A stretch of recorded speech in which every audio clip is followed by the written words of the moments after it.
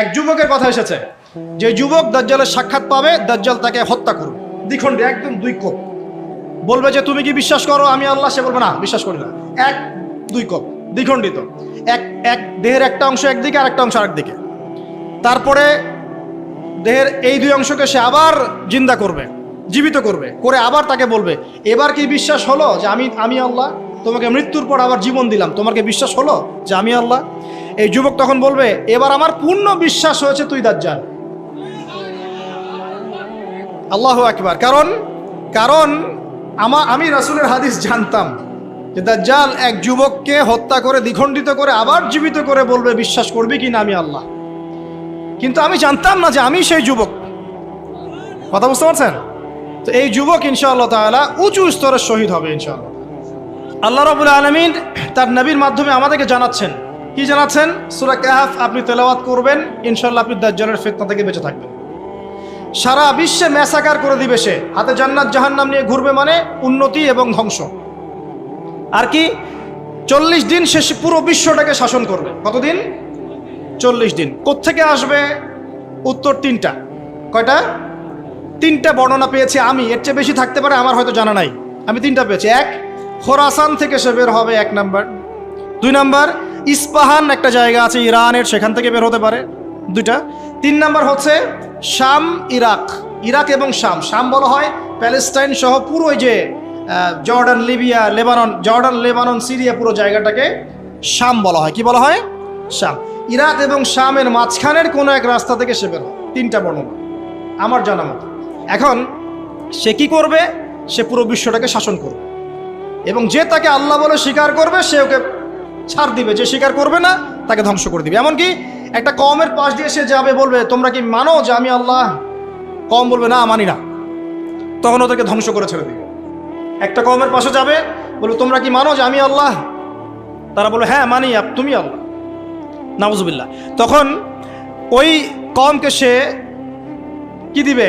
গুপ্তধন দিবে। গুপ্তধন মানে সে যখন হাঁটবে তার পিছনে গুপ্তধনগুলো ঘুরে বেড়াবে। মানে এমন ফিতনা যেটা আপনি কল্পনা করতে পারবেন না। মানে মুমিন ব্যক্তিও যদি তার সাক্ষাৎ পায়, সেও বিভ্রান্ত হয়ে যেতে পারে। তবে এমনও মুমিন থাকবে যে বিভ্রান্ত হবে না। যেমন এক যুবকের কথা এসেছে, এই যুবকের তোমরা ভালো করে শোনো। এক যুবকের কথা এসেছে, যে যুবক দাজ্জালের সাক্ষাৎ পাবে, দাজ্জাল তাকে হত্যা করবে দ্বিখণ্ডে, একদম দুই কোপ। বলবে যে তুমি কি বিশ্বাস করো আমি আল্লাহ? সে বলবে না, বিশ্বাস করি না। এক দুই কোপ, দ্বিখণ্ডিত। এক দেহের একটা অংশ একদিকে আর একটা অংশ আরেকদিকে। তারপরে দেহের এই দুই অংশকে সে আবার জিন্দা করবে, জীবিত করবে, করে আবার তাকে বলবে এবার কি বিশ্বাস হলো যে আমি আল্লাহ? তোমাকে মৃত্যুর পর আবার জীবন দিলাম, তোমার কি বিশ্বাস হলো যে আমি আল্লাহ? এই যুবক তখন বলবে এবার আমার পূর্ণ বিশ্বাস হয়েছে তুই দাজ্জাল। আল্লাহু আকবার। কারণ আমি রাসূলের হাদিস জানতাম যে দাজ্জাল এক যুবককে হত্যা করে দ্বিখণ্ডিত করে আবার জীবিত করে বলবে বিশ্বাস করবি কি না আমি আল্লাহ। কিন্তু আমি জানতাম না যে আমি সেই যুবক। কথা বুঝতে পারছেন? তো এই যুবক ইনশাআল্লাহ তাআলা উঁচু স্তরের শহীদ হবে ইনশাআল্লাহ। তো যুবকদের জন্য আদর্শ আছে। তো দেখুন, দাজ্জালকে যারা ফলো করবে সে প্রোগ্রেস, ফলো করবে না ধ্বংস। সে বিশ্ব শাসন করবে। প্রশ্ন এখন একটা, সে কি একা একা বিশ্ব শাসন করবে? মানে একা কি করা যায়? কে তার অনুসারী হবে? কারা হবে অনুসারী? নবী সাল্লাল্লাহু আলাইহি ওয়াসাল্লাম স্পষ্ট বলছেন ইস্পাহানের 70,000 জোর অনুসরণ করবে। কত হাজার? এবং তার লাস্ট ফলোয়ার সম্পর্কে বলা আছে এক শ্রেণীর মহিলা যাদেরকে ঘরে রাখা যাবে না। তো সেই আদর্শ এখন ছড়িয়ে পড়েছে না?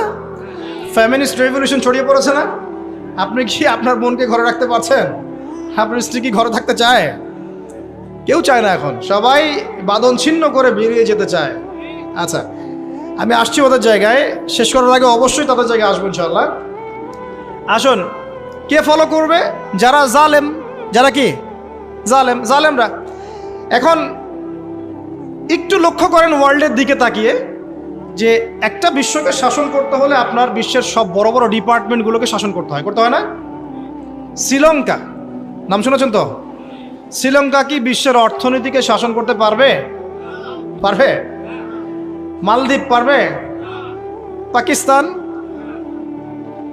নামটা যদিও পাকিস্তান, কিন্তু ওখানে অনেক নাপাকি আছে। কথা বুঝতে পারছেন? অনেক নাপাকি আছে। উত্তর কোরিয়া, সে কি পারবে? আপনাকে যদি ইকোনমিক্যালি সারা ওয়ার্ল্ডকে রুল করতে হয় তাহলে সারা বিশ্বের অর্থনীতি আপনার নখদর্পণে থাকতে হবে। সেটা কি মুসলিমদের আছে? কাদের হাতে এগুলো এখন? কাদের হাতে এগুলো এখন? বুঝে নেন। তাহলে ওয়ার্ল্ডকে রুল করতে হলে ইকোনমি ডমিনেট করতে হবে। আপনি এটার ক্ষমতা আমাদের কাছে নাই, ওদের কাছে আছে। মিডিয়া নিয়ন্ত্রণ করতে হবে না ওয়ার্ল্ডকে রুল করতে হলে? ওয়ার্ল্ডকে রুল করতে হলে মিডিয়া লাগবে কি না? তাদের হাতে। ফাইন্যান্স রুল করতে হবে কি না? লাগবে, এটা ওদের হাতে। পলিটিক্যাল অ্যাফেয়ার্স রুল করতে হবে কি না? হবে। মিলিটারি সেকশন রুল করতে হবে কি না? হবে। অস্ত্রশস্ত্র এগুলো তাদের সবচেয়ে সেরা অস্ত্রগুলো লাগবে কি না? মনে করেন আমার কাছে আছে পারমাণবিক অস্ত্র, আপনার কাছে আছে ওই যে রাইফেল, আমি কি আপনাকে ভয় করব? হ্যাঁ, আপনার কাছে যদি পারমাণবিক অস্ত্র থাকে, আমার কাছে না থাকে, আমি ভয় করতে পারি, তাই না? এখন এই মেজর ডিপার্টমেন্টগুলো কি তারা রুল করছে কি করছে না? করছে কি করছে না? আচ্ছা, যারা মসিহুদ দাজ্জালকে ফলো করবে তারা ওয়ার্ল্ডে আজকে এত শক্তিশালী হয়ে গেছে। তারা কি এত শক্তিশালী ছিল কখনো? উত্তর না। কখন হয়েছে? বিগত 100 বছরে। কত বছরে? প্রায় বিগত 100 বছর। এখন আপনাকে বাঁচাবে কে তাদের থেকে?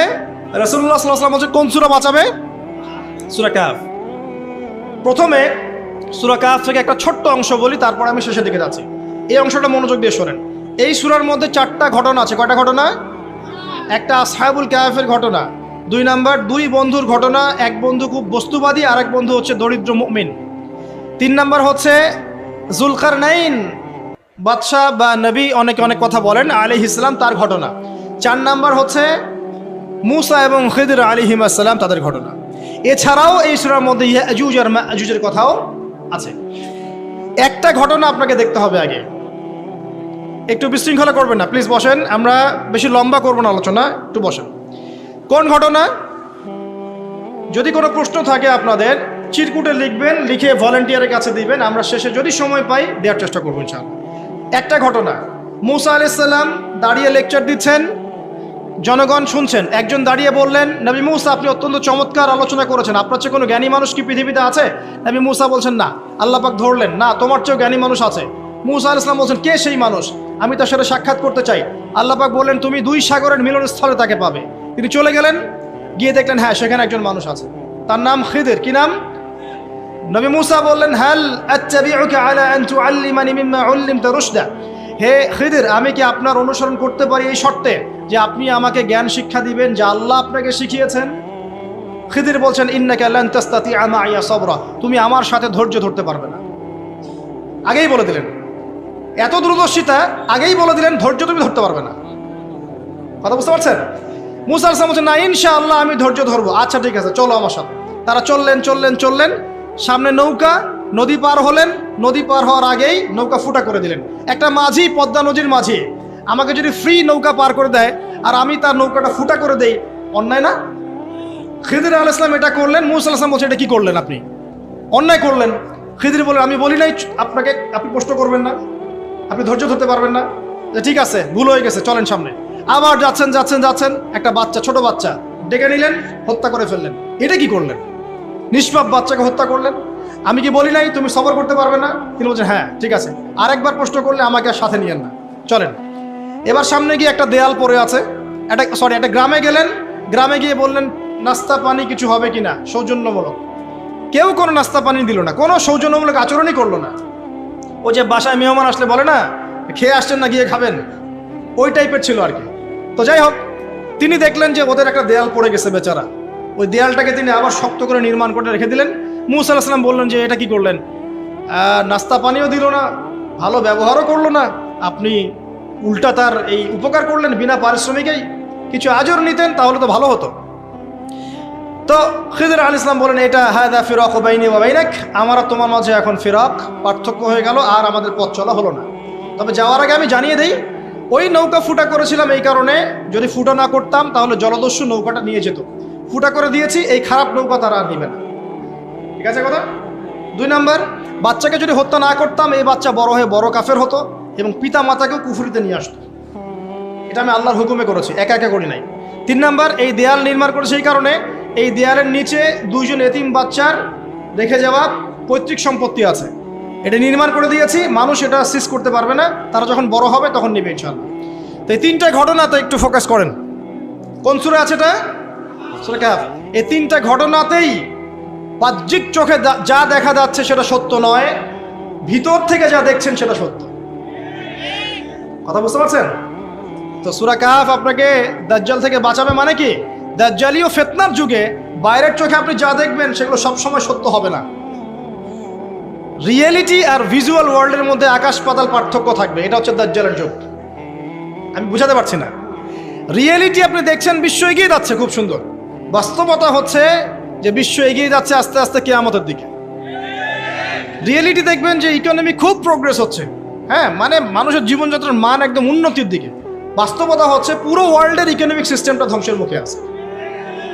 রিয়েলিটি হচ্ছে বাহ্যিক চোখে আপনি দেখছেন মেয়েরা এগিয়ে যাচ্ছে, ফ্যামিনিস্ট রেভলিউশন, মাথা খারাপ অবস্থা, ঠিক আছে, কিন্তু বাস্তবতা হচ্ছে মেয়েরা জাহান্নামের দিকে এগিয়ে যাচ্ছে। রিয়েলিটি আপনি দেখছেন চোখ দিয়ে যুবকরা খুব এগিয়ে যাচ্ছে, হ্যাঁ, সবাই উচ্চশিক্ষিত হচ্ছে মাশাআল্লাহ। বাস্তবতা কি জানেন? তাদের আত্মাগুলো দিন দিন মরে যাচ্ছে।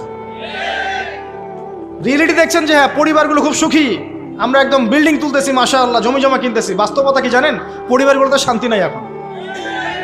আমি বোঝাতে চাচ্ছি দাজ্জালীয় ফিতনার যুগে ভিজুয়াল ওয়ার্ল্ড মানে যা আপনি বাহ্যিক চোখে দেখছেন আর রিয়েলিটির মধ্যে আকাশ পাতাল পার্থক্য থাকবে, ঠিক খিদির এবং মূসা আলাইহিস সালামের ঘটনার মতো। বুঝতে পারলাম? অতএব আপনাকে দাজ্জাল, তার সভ্যতা, তার ফিতনা, তা থেকে বেঁচে থাকার পথ বুঝতে হলে আগে দৃষ্টিভঙ্গি চেঞ্জ করতে হবে। কি করতে হবে? দৃষ্টিভঙ্গি চেঞ্জ করতে হবে। খিদিরের দৃষ্টিভঙ্গি লাগবে। কার দৃষ্টিভঙ্গি? খিদির আলাইহিস সালামের। শুধু বাহ্যিক চোখ দিয়ে দেখলে হবে না, এক্সটার্নাল ভিশন দিয়ে দেখলে হবে না, ইন্টারনাল অবজারভেশনের দরজাটা খুলতে হবে। চোখে দেখেন, পরিবারকে দেখেন, সমাজকে দেখেন, রাষ্ট্রগুলোকে দেখেন, আপনি বুঝতে পারবেন যে ফিতনা কি পরিমাণে ধেয়ে এসেছে। এটাই নবী সাল্লাল্লাহু আলাইহি ওয়াসাল্লাম বলছিলেন, তোমাদের পরে এমন একটা যুগ আসছে, জামানা সবরিন, এমন জামানা, কঠিন সবরের জামানা, লিল মুতামাসসিকি ফি, সেখানে যদি এই নবী সাল্লাল্লাহু আলাইহি ওয়াসাল্লামের সুন্নত কেউ ধরে রাখতে পারে, আজরুনা 50 শহীদ মিনকুম, তোমাদের মধ্যে 50 জন শহীদ সাহাবীর নেকি পাবে ইনশাআল্লাহ। এটা সেই জামানা নয়। ভালো করে খিদিরের চোখ দিয়ে দেখেন, খিদির আলাইহিস সালামকে শুধু বাইরের চোখ দিয়ে দেখেছিলেন না আল্লাহ পাকের মারিফত দিয়ে দেখেছেন? আল্লাহ পাকের নূর দিয়ে দেখেন নাই? মূসা আলাইহিস সালাম নবী হয়েও বুঝতে পারছেন না কেন এটা করেছেন, কেন বাচ্চা হত্যা করছেন, কেন নৌকা ফুটা করলেন, কেন আপনি দেয়াল নির্মাণ করছেন, কিন্তু খিদির আলাইহিস সালাম আল্লাহ পাকের নূর দিয়ে দেখছেন, তিনি বুঝতে পারছেন দূরে কি হতে যাচ্ছে। তো সবাইকে খিদির হতে পারবে? খিদির হতে না পারলে কি আপনি ঘ্রাণ পাবেন? আপনি সেটা দেখতে পারবেন না যা যা খিদির দেখছেন, আপনি সেটা শুনতে পারবেন না যা খিদির শুনেছেন। আপনি যদি খিদির আলাইহিস সালামের মতো হতে পারেন, আপনি এমন কিছু উপলব্ধি করবেন যেটা সবাই পারছে না। এখন শেষ করার আগে বলে দেই যে আমাদেরকে এই দৃষ্টিভঙ্গি অর্জন করে কোন কোন কাজগুলো বেশি বেশি করতে হবে। 1 নম্বরে বলে দেই দৃষ্টিভঙ্গি অর্জন করবেন কিভাবে, একটু মনোযোগ দেন। আমাদের এই দৃষ্টিভঙ্গি অর্জন করতে হলে প্রথমে লাগবে ভাই 5 ওয়াক্ত নামাজ। কি লাগবে? 1। 2 নম্বর লাগবে নবী সাল্লাল্লাহু আলাইহি ওয়াসাল্লামের সুন্নত। কি লাগবে? সুন্নত। 3 নম্বর লাগবে বেশি বেশি নফল আমল, বেশি বেশি নফল আমল, স্পেশালি তাহাজ্জুদ। স্পেশালি কি? তাহাজ্জুদ। 4 নম্বর বেশি বেশি কোরআন তেলাওয়াত লাগবে। কি লাগবে? কোরআন তেলাওয়াত শুধু মৌখিকভাবে না, অর্থ বুঝে পড়ার চেষ্টা করতে হবে। মৌখিক করলে নেকি পাবেন ঠিকই, কিন্তু অর্থ বুঝে না পড়লে আপনি পথ খুঁজে পাবেন না। 5 নম্বর লাগবে আমাদের সবার হালাল রিজিক। কোন রিজিক? সুদ ঘুষ দুর্নীতির কাছে যাওয়া যাবে না। 6 নম্বর লাগবে আমাদের আত্মশুদ্ধি। আত্মশুদ্ধি মানে কলব পরিষ্কার করতে হবে। কলব পরিষ্কার করার জন্য লাগবে বেশি বেশি আল্লাহর জিকির, ইলম অর্জন করা এবং আল্লাহওয়ালা মানুষের সোহবতে পড়ে থাকা। একা একা নূর অর্জন করা যাবে না। আল্লাহওয়ালা মানুষের সোহবতে পড়ে থাকে, জ্ঞান চর্চার মধ্য দিয়ে, আল্লাহর জিকির, কোরআন তেলাওয়াত, আত্মশুদ্ধির মধ্য দিয়ে আপনি ইনশাআল্লাহ নূর পাবেন ইনশাআল্লাহ। আর কি কি করা যাবে না, অল্প বলছি, বেশি বলবো না। কি কি করা যাবে না? 1 নাম্বার, সবচেয়ে বড় কথা, মনের মধ্যে কোনো রকম হিংসা রাখা যাবে না। কারো প্রতি হিংসা করবেন, নূরের সাথে আপনার কোনো সম্পর্ক নাই। 2 নাম্বার, অহংকার মন থেকে বের করতে হবে। কি বের করতে হবে? অহংকার কি জিনিস? আপনার কাপড়টা সুন্দর হোক, এটা অহংকার নয়। জুতা সুন্দর, ভালো পারফিউম ইউজ করেন, আপনার বাড়িটা সুন্দর, এগুলো অহংকারের নিদর্শন নয়। অহংকারের নিদর্শন হচ্ছে 2টা। একটা হচ্ছে মাতারুল হাক্কি ওয়া গামতুন নাস, সত্যকে প্রত্যাখ্যান করা, অন্য মানুষকে তুচ্ছ তাচ্ছিল্য করা। এই 2টা হচ্ছে অহংকারের নিদর্শন। মনে কোনো প্রকার অহংকার রাখলে আল্লাহ নূর পাওয়া যাবে না। অনেক বড় বড় ডিগ্রি সার্টিফিকেট অর্জন করেও যদি মনের মধ্যে কিবার বা অহংকার থাকে, কোশ্চিন কালেও আপনি খিদির হতে পারবেন না। আমি কথা বোঝাতে পারছি? ইবলিসের অনেক বড় মাকাম ছিল, কিরকম? তাকে আল্লাহ পাক একদম ফেরেশতাদের সর্দার বানিয়ে দিয়েছে। তার প্রচুর জ্ঞান ছিল, প্রচুর আবেদ ছিল, প্রচুর ইবাদত করত, শুধুমাত্র কিবার অহংকারের কারণে সে আজকে জাহান্নামী। আবা ওয়াস্তাকবার, সে উদ্ধত হয়েছিল, অহংকার প্রদর্শন করেছিল, তাই নয় কি? কেন আমি আদমকে সেজদা করব? খলাকতানি মিন নার, আমাকে সৃষ্টি করেছেন আগুন দিয়ে। ওয়া খলাকতাহু মিন তিন, তাকে সৃষ্টি করেছেন মাটি দিয়ে। কেন আমি আদমকে সেজদা করব? এখন এই অহংকার চারপাশে দেখা যায় না? ওরা কি বোঝে দিনের, আমরাই তো সব বুঝি। ওরা আর কি পড়াশোনা করছে, আমি তো সব পড়াশোনা করছি। ওর কি আর বড় বড় ডিগ্রি সার্টিফিকেট আছে নাকি? আমার আছে। তারপরে আমাদের দলই চূড়ান্ত সফল, বাকি দল সব জাহান্নামী, এরকম অ্যাটিটিউড আছে না? তুমি আমার দলের ফর্ম পূরণ করো নাই, তোমার জান্নাত কে নিয়ে যাবে? ফর্ম পূরণ করলে তুমি জান্নাতে যাওয়ার লিস্ট পাবো আমার কাছ থেকে। ভাবখানা এমন, মুখে না বললেও। আমাদের মধ্যে কিবর নাই, আমরাই চূড়ান্ত, বাকিরা সব বিভ্রান্ত। বিভিন্ন অনেক বড় বড় সভ্যতা বলছে আমরাই একদম মানবতার স্বর্ণ শিখরে, বাকি সব ককরোচ। এই কিবর যার মধ্যে আছে সে কোশ্চিন কালে নূর পাবে না। আর কি করা যাবে না? 1 নম্বর হিংসা, 2 নম্বর কিবর, 3 নম্বর অপবাদ। কারো উপর মিথ্যা অপবাদ দেওয়া যাবে না। কারো প্রতি মিথ্যা অপবাদ দিলে আপনি আল্লাহর নূর পাবেন না। 4 নম্বর হচ্ছে পরশ্রী কাতরতা। কার উন্নতি দেখছেন খুব জ্বলে, উন্নতি অগ্রগতি প্রগতি দেখছেন খুব জ্বলছে, এই পরশ্রী কাতরতা থাকলে কোশ্চিন কালেও আল্লাহর নূর পাবেন না। আমার কেন হয় না, তার কেন হচ্ছে, হ্যাঁ আমি কেন পারছি না, সে কেন পারছে, আমার কেন মূল্য নাই, তাকে কেন মূল্য দিচ্ছে, এই যে পরশ্রী কাতরতা, এগুলো থাকলে কোশ্চিন কালেও আল্লাহর নূর পাওয়া যাবে না। আরেকটা বিষয় বলবো যে গীবত তোহমত, একটা কথা, গীবত তোহমত এবং গীবত তোহমত বেশি করে বললাম, আর বাকি যত কবিরা গুনাহ আছে, এই যে সুদ বলেন, জেনা বলেন, দুর্নীতি বলেন, অন্যের সম্পদ আত্মসাৎ বলেন, বড় বড় কবিরা গুনাহ যেগুলো আছে, এগুলোর সাথে স্পেশালি গীবত তোহমত যদি থাকে আল্লাহর নূর পাওয়া যাবে না। ব্যাস। এখন নূর অর্জন করে কিভাবে পথ চলবো খুব শর্ট করে বলে দিই। 1 নাম্বার, প্রিয় ভাইরা সবাই মনোযোগ দিয়ে শুনুন, সবাইকে, আমাদের সবাইকে, যদি আমরা কি ইসলামের বিজয় চাই? আমরা কি সবাই জান্নাতে যেতে চাই? আমরা কি চাই যে আমরা পুরো বিশ্বের বুকে আবার মাথা তুলে দাঁড়াই? হ্যাঁ ভাই, চাই না? আচ্ছা, আমরা কি চাই না আমাদের পরিবারগুলো সুন্দর হোক, সবাই হালাল রিজিক খাই, আমরা আমাদের সন্তানদেরকে ভালো একটা বিশ্ব দিয়ে যাই? আমরা চাই না? আচ্ছা, যদি চাই কিছু করণীয় আছে। কি আছে ভাই? কিছু করণীয় আছে। করণীয় এমনি এমনি কি অ্যাচিভ করতে পারবো নাকি? বিরিয়ানি বাসায় বসে বসে বিরিয়ানি খাইলে হবে? জিলাপি খরমা লাড্ডু খাইলে হবে নাকি? কিছু কাজ তো আছে নাকি? কাজ করবেন তো ইনশাআল্লাহ। 1 নাম্বার হচ্ছে জ্ঞান অর্জন, জ্ঞান অর্জন এবং জ্ঞান অর্জন। জ্ঞান অর্জনের কোনো বিকল্প নাই। বারবার বলছি, একা একা পড়েও কিন্তু জ্ঞান অর্জন হবে না, আপনাকে আল্লাহওয়ালা মানুষের কাছে আসতে হবে, মনে রাখবেন, ঠিক আছে? একা একা মেহনত করবেন, দোয়া করবেন, চেষ্টা করবেন, কিন্তু ওস্তাদ লাগবে না? ওস্তাদ লাগবে। জেনারেল ভাইরা যারা আছেন, যে যেখানেই পড়ছেন পড়েন, কিন্তু ইসলামিক বেসিক পড়াশোনাগুলো করেন। আকিদা পড়েন, কোরআন পড়েন, হাদিস পড়েন, ইসলামের ইতিহাস পড়েন, সিরাত পড়েন, এবং আলেমদের সাথে সম্পর্কিত রাখেন, একা একা বিচ্ছিন্ন হয়ে যায় না, ঠিক আছে? যে মাযহাব আপনার ভালো লাগে আপনি ফলো করেন। আমি আপনাকে এগুলো নিয়ে কথা বলতে আসিনি, আমি জাস্ট বলতে আসছি যে আপনি যেখানেই থাকেন দ্বীনের জ্ঞানের চর্চা করেন, আপনার দৃষ্টিভঙ্গি আল্লাহ পাক উদার করে দেবেন ইনশাআল্লাহ, ঠিক আছে?